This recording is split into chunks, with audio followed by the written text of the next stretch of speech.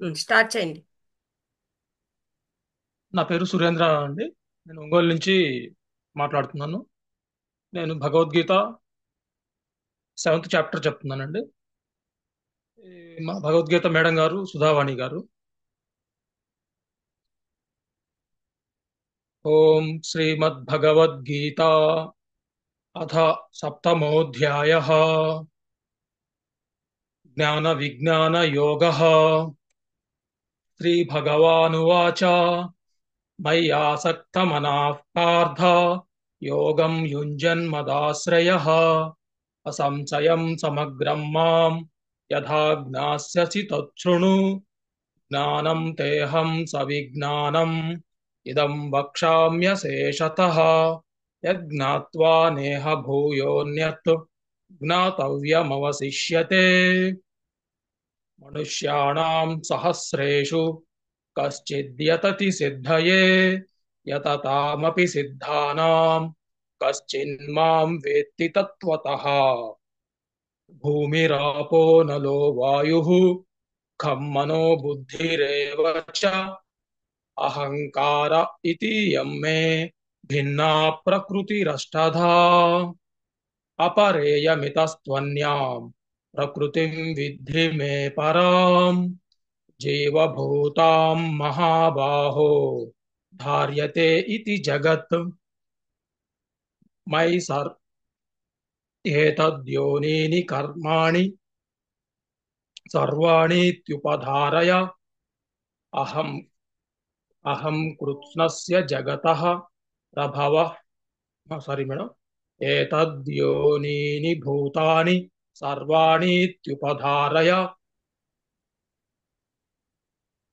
అహం కృత్స్నస్య జగతః ప్రభవః ప్రళయస్తథా. మత్తః పరతరం నాన్యత్ కించిదస్తి ధనంజయ. మయి సర్వమిదం ప్రోతం సూత్రే మణిగణా ఇవ. రసోహమప్సు కౌంతేయ ప్రభాస్మి శశి సూర్యయోః. ప్రణవః సర్వవేదేషు ఖే పౌరు ఖే శబ్దః పౌరుషం ఓకే. నృషు. శబ్దః ఖే పౌరుషం నృషు. పుణ్యో గంధః పృథివ్యాం చ తేజశ్చాస్మి విభావసౌ.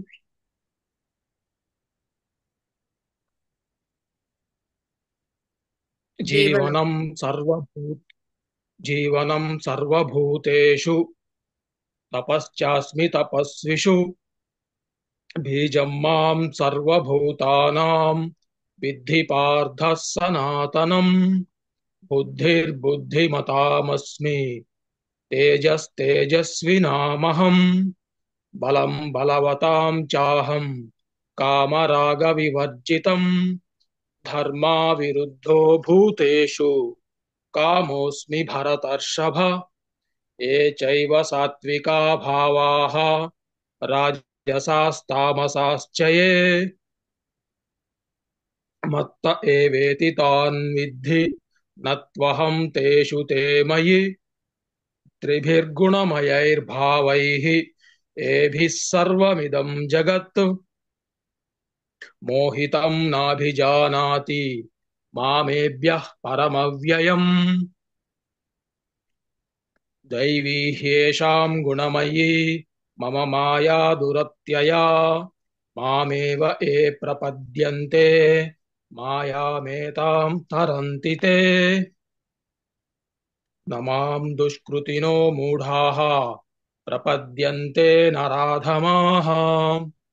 మోహితం నాభిజానాతి మాయయాపహృ మామే సారీ మాయయాపహృత జ్ఞానాః ఆసురం భావమాశ్రితాః. చతుర్విధా భజన్తే మాం జనాః సుకృతినోऽర్జున. ఆర్తో జిజ్ఞాసురర్ధార్థి జ్ఞానీ చ భరతర్షభ. తేషాం జ్ఞానే నిత్యయుక్తః ఏకభక్తిర్విశిష్యతే. ప్రియో హి జ్ఞానినోత్యర్థం అహం స చ మమ ప్రియః. उदाराः सर्व एवैते ज्ञानी त्वात्मैव मे मतम् आस्थितः स हि युक्तात्मा मामेवानुत्तमां गतिम् बहूनां जन्मनामन्ते ज्ञानवान् मां प्रपद्यते वासुदेवः सर्वमिति स महात्मा सुदुर्लभः कामैस्तैस्तैर्हृतज्ञानाः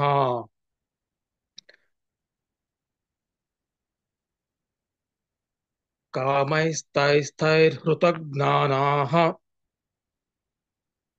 प्रपद्यन्ते भजन्तेऽन्यदेवताः तं तं नियममास्थाय प्रकृत्या नियता स्वया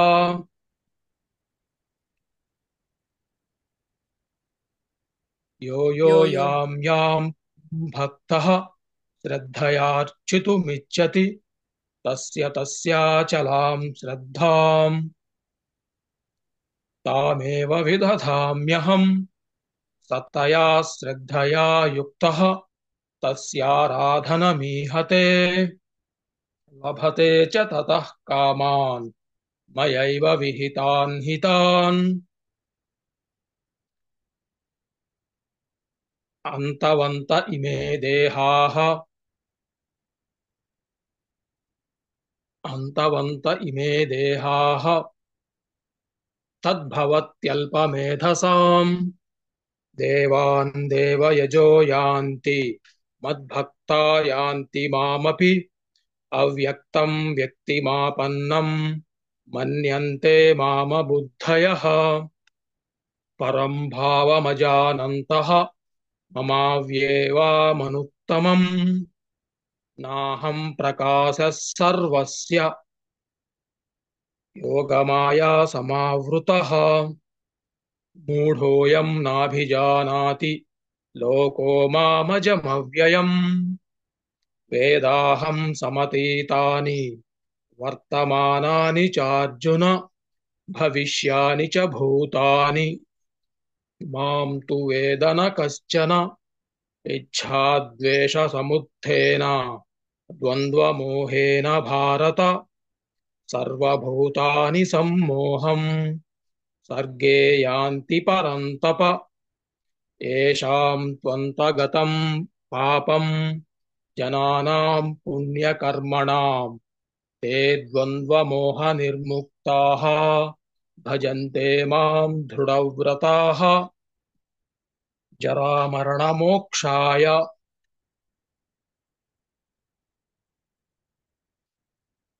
मामाश्रित्य यतन्ति ये ते ब्रह्म तद्विदुः कृत्स्नम् अध्यात्मं कर्म चाखिलम् साधिभूतादिदैवं मां साधियज्ञं च ये विदुः प्रयाणकालेऽपि च मां ते विदुर्युक्तचेतसः ॐ तत्सदिति श्रीमद्भगवद्गीतासु उपनिषत्सु ब्रह्मविद्यायां योगशास्त्रे श्रीकृष्णार्जुनसंवादे ज्ञानविज्ञानयोगो नाम सप्तमोऽध्यायः।